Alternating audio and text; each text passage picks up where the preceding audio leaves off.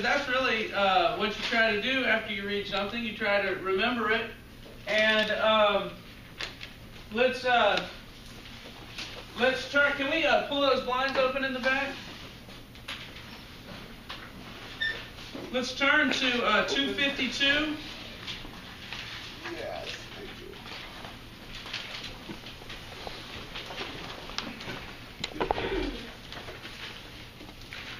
How do we remember stuff?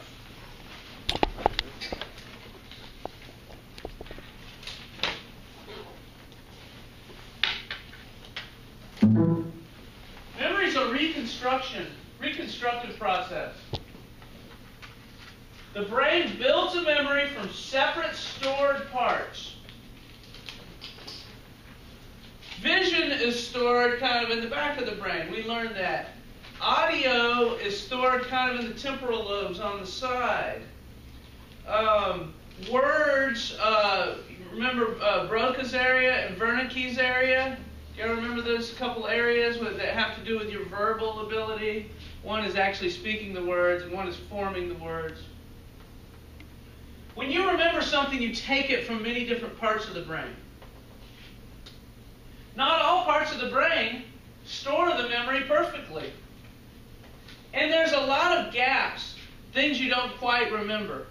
If I ask you, well, tell me about the soccer game, tell me about the goal you scored. You probably have a pretty good memory of it. It was emotional. Usually something emotional stores better than something not emotional.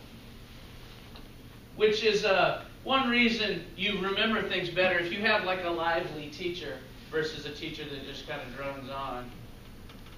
You'll remember it better because it arouses your emotions a bit. But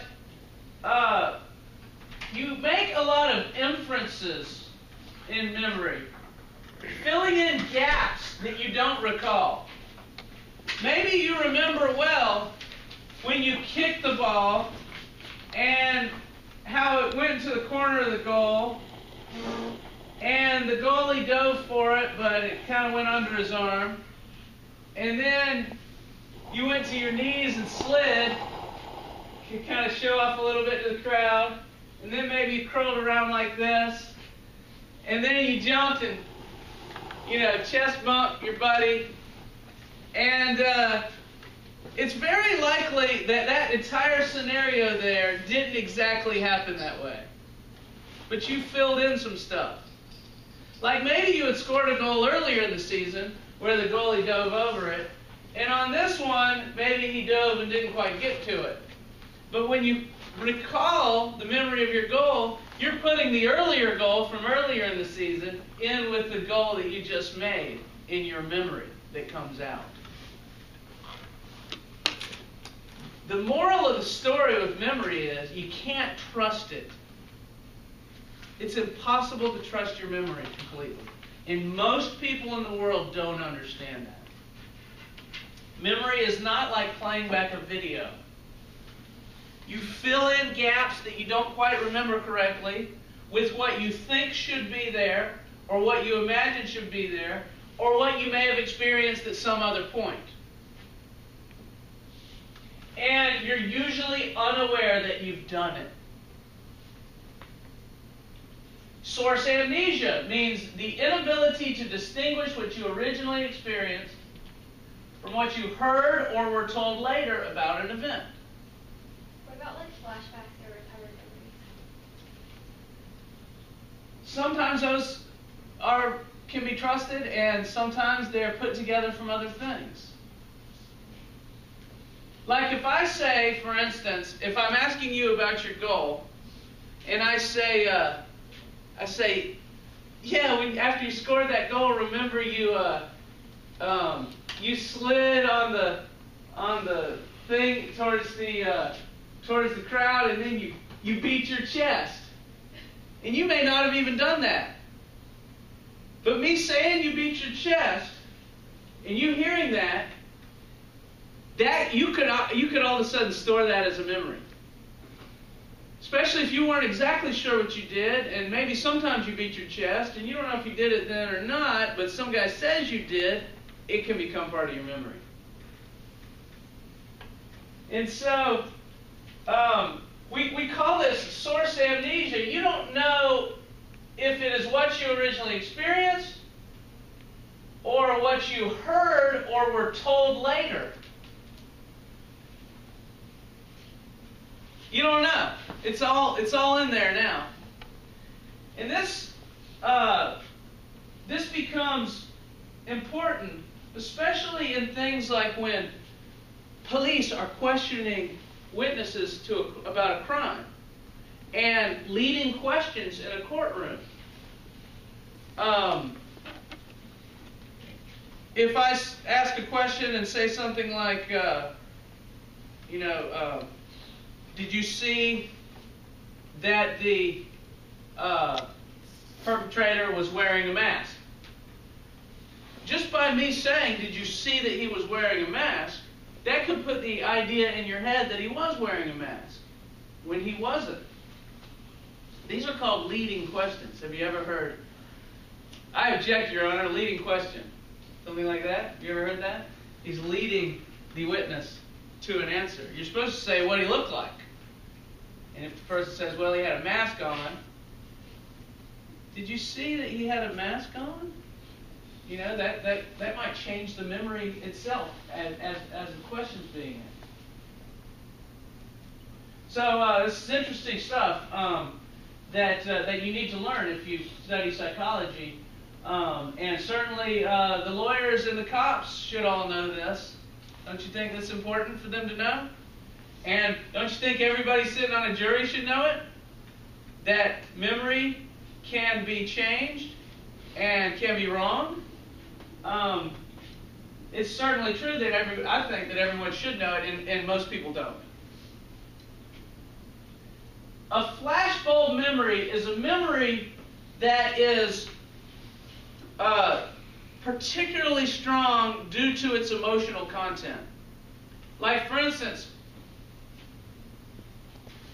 do y'all remember where you were when you first heard about the 9/11 attacks? Leah, you're nodding your head. Where were you? Kindergarten, no, it must have been first grade. Yeah? It was first grade. And I don't know why they did this, but they put it on the TV in front of us. They gathered really? and made us watch, which I thought was weird. Looking back on it, it was probably not the best idea, but. I agree. Yeah, they played it in my school on TV too. Yeah. We all moved out of our classrooms. I remember almost all the kids were checked out, but mom didn't check me out. I didn't get checked out either. But there was 4 other first graders. Who first told you? I don't know, maybe the teacher made some sort of announcement and said that we were all going into the other classroom. Uh-huh. And then they sat us all down together. And it didn't seem like the school was really running anymore. It was kind of just everyone was Interesting. Now, do you remember what you were studying that day by any chance? I actually think I do. Oh, yeah? I remember because I was reading a book, just a leisure book, whatever I picked up from the bookshelf, and I looked up and everyone else was in this book, and I was like, oh god. So I ran and got my textbook. I think we were learning about spelling, or I think we were learning about the Pilgrims. Interesting. Yeah. I kind of remember what was happening then too. I heard it in the office. Somebody said in the office I overheard. They said we're under attack. A plane just hit the Pentagon, and then I went back to my room. It was my off period. And I turned the radio on and started listening to it. But you probably don't remember much else about even anything that year. That's pretty young to be remembering. How many have a memory of where they were or what they were doing when they heard about the 9/11 attack? School year. Well, most of us. And that's pretty good. I would think, there's a certain age, and we'll talk about it in a couple days, before which you don't remember anything. It's usually about age 3 or 4. Before that, you don't have any memories. And this is close to that age, and you're remembering it sounds pretty well. We call that a flashbulb memory. Because, and it's interesting to note, if something emotional happens, it is kind of burned in your memory a lot stronger than if it's something non-emotional. And you would think that this is details that you would never forget. But it's not exactly true. They found when they even study these flashbulb memories that they have found that even flashbulb memories change over time. They seem particularly vivid, but they're often embellished and distorted and tend to become less accurate over time. They surveyed a large portion of the population to write down about what they remember the morning of the 9/11 attack, where they were and everything.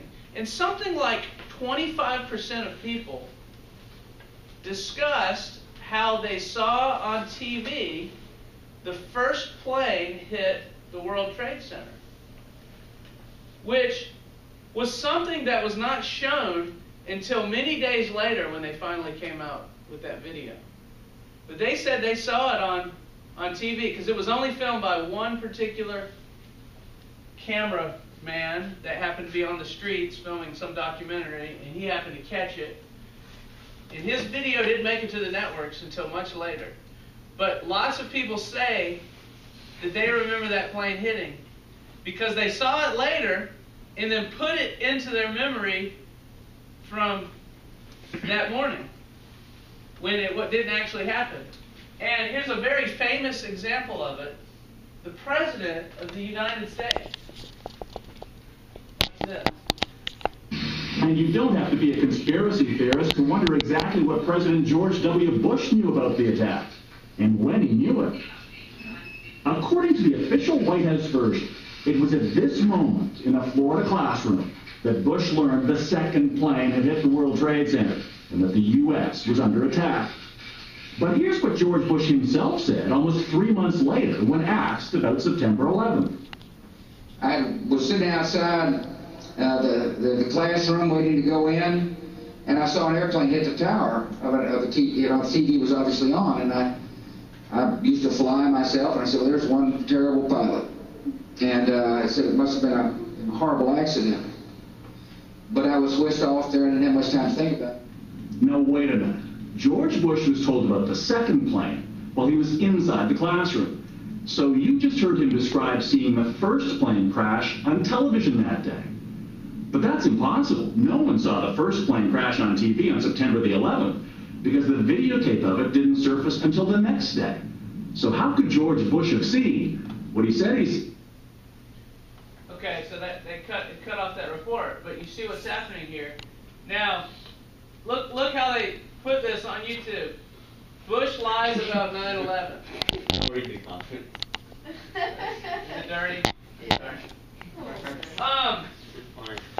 And that video can actually be found in many places talking about how Bush is a liar. And you know what? He's not lying there. He's just got it mixed up. Which, according to the survey that they did, 1/4 of people had the same the same mistake, and it's an honest mistake. And if you didn't take a class like this, you wouldn't even know that happens. You'd think he's a liar because he's busted. You know, he said this and it was really this, so he's obviously a bad guy and he's lying. That's not true. He just had it mixed up. And so we have a name for that. It's called confabulation. Confabulation is confusion of an event that happened to someone else. Oh no, I'm sorry.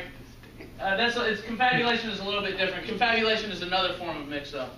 But you can see what he's doing. He's replacing part of his memory. His memory is drawing from different locations, and it's putting the wrong thing in there. So I give Bush a pass on that because it's easy to do. And if you look at that, you say, "No, he did it, but it doesn't happen to me." It happens to you. It happens to all of us all the time. When you're remembering something and you're conveying it to someone else, some of the material is probably not correct. And this happens all the time when you remember stuff. So here's another form of it. It's called tabulation. Confusion of an event that happened to someone else with one that happened to you. Or a belief that you remember something when it never actually happened. My dad used to tell me a story. This is so funny to me because I heard this story and only later learned about this. And his story was this. My dad and my uncle, you know, they're brothers, and they used to play out in the yard all the time. And my dad said my uncle crawled up a tree, crawled out on a branch. And this was in Brunswick. They grew up in downtown Brunswick. And he was waiting on the branch. He was going to jump on his buddy coming by on his bike. He was going to jump down and scare him, you know. And so it was this plan he hatched. And he went up the tree and crawled out there. And he was waiting, and the branch broke. And he fell down to the ground and hurt himself, kind of. And the kid was still down the road. So now everybody's laughing at my Uncle Charlie, and the joke's on him. That's the story. And my dad had told, I don't know if your dads are the same way, but he tells the same story. You know, you might hear it 70 or 80 times in your lifetime. So he's always told me this story, And then, so my uncle comes down to visit, and we get in the car, and my dad says, let's go back to the old house where we grew up and look at it and see what it's like. So we got in the car, and they're reminiscing, and they go, and my dad's like, Charlie, that's the tree. That's the tree that you fell out of. Remember? And Charlie's like, Tom, that was you that fell out of the tree. Don't you remember? And then they got in this big argument. No, it was you. No, it was you. And they were like very, very, you know, ready to come to blows with one another over who was in the tree. And that's confabulation. We'll never know who was in the tree, by the way. Everyone else that was associated with the event is deceased. So,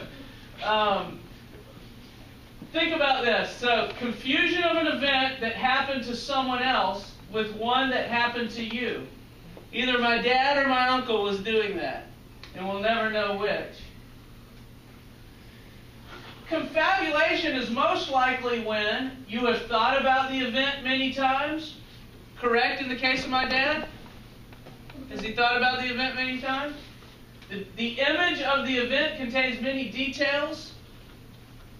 Correct in that case? The event is easy to imagine. It's easy to imagine a guy breaking a tree branch, falling down. You focus on emotional reactions to the event rather than what actually happened. So doing that there, how funny it was, the emotional reaction. When you have a situation like this, it's easy to confabulate and mix something up. So think about this. A lot of your memories of your childhood, where you did something funny or something funny happened, something embarrassing maybe, a lot of those aren't real. There's somebody else, and somehow it made it into your memory. And there's no way for you to know which ones they are. But it's guaranteed that some of them are like that. Not a high percentage, maybe only 5%. But when you're telling of a memory of something that happened, it may not have been you. Or if you're telling a memory of somebody else, that something happened to this, that may not have been them. So don't trust your memory 100%. Isn't that interesting to know? So, what I want to do now is I want to do some memory experiments with you. Oh, wait. Wait, before we get this, it talks about, this last section of our reading here, it talks about trials and eyewitnesses, witness testimony and such. How it's susceptible to error. And if you have different ethnicity, like if the witness of a crime is white and the criminal is black, you have a difference in ethnicity there. It's very likely that the witness will make mistakes. Leading questions. Here's a leading question. How fast was the car going when it slammed into the other car? That's a leading question. Because you said what happened there? You said the word slam, which implies that... Slammed into the other car. Well, if you thought, wait, well, you know, that car really wasn't going that fast. It just kind of bumped it. But he said slammed. So it must have been going pretty fast. So I'll say 50 miles an hour is what I remember. See, I'm leading the question. You can't do that. And so, when leading questions are put to witnesses, you can get false accounts. If the witnesses are given misleading information. Here's a cool experiment they did. They showed a group of students this picture on the top. And then they later, the same group of students, they actually had two groups. This was a well-done experiment. They had a control group and an experimental group. They showed both groups this picture. The control group simply waited for a certain period of time. And the experimental group heard a guy say, well, yeah, I saw a guy, I think he had curly hair. And so the experimental group heard a description that mentioned curly hair. And then they had both groups reconstruct the face that they were supposed to remember. And 1/3 added curly hair to the reconstruction. 33%. So just by hearing a guy say, yeah, I think he had curly hair, it changed everybody's memory, not everybody's, it changes 1/3 of the memory of the guy's face. Isn't that interesting? So, you often hear about, you know, a person, the crime has been committed, a person goes to the police station, the cops are sitting there asking the person to describe what they saw. The cops may have in mind a guy that, you know, that they think did it, or that they want to put in jail. And if they make a suggestion like, did he have curly hair? Because the guy we think did it does, then the person is more likely to describe that person. And if he's the wrong person, then he could be jailed inappropriately. Thousands of people are jailed inappropriately due to witness testimony. And we know that because they have been later proved to have been innocent, a lot of them, due to DNA evidence or something that there's no doubt about. And I'll show you a story tomorrow of a guy who spent something like 20 years in jail, and it was completely bogus. He wasn't the guy that did it. Sort of a rape case or something like that. Children's testimony. Children's testimony is very, you can't trust it. And originally, people who don't know much would say, oh, this kid's not going to lie. It's a child. He has no reason to lie. But children are very easily swayed. They did one experiment where a person comes in the classroom and hands out crayons, and the kids draw, and the person tells them a story, and then the guy leaves. And then they ask the kids, you know, what happened, the control group, and the kids tell what happened, you know, pretty nicely. But if you put some leading questions to the kids, did the man throw crayons at you? Kids are very likely to say yes. All you got to do is give them a leading question. And it also changes the child's memory when you say that. If you say, did the man throw crayons at you? A kid is very likely to say, man threw crayons at me. And then has a picture in their mind because they know what throwing crayons is like. They do it all the time. And you've changed the kid's memory. And it works much more easily on children than on adults. And there's a movie that I think every human being should have to see. I got it up here for extra credit. It's called Indictment. I gave it extra points. It's a 30-point movie, so you can get 40 bonus points if you make a good grade on the quiz. It's an HBO movie. It's got James Woods in it. About a family of teachers preschool teachers from California where children's testimony ended up putting them in jail, putting them on trial, ruining their lives, taking away their teaching credentials. And it was all based on children's testimony that was false and gained under poor professional work by lawyers and psychologists. And it's a completely true story, and you really ought to see this one if you have some time. It's kind of a long movie. I think it might be 2.5 hours long. But man, when I first saw that, I was just blown away that sort of thing can happen in the modern era where we're supposed to be intelligent. Have you ever heard of a witch hunt mentality?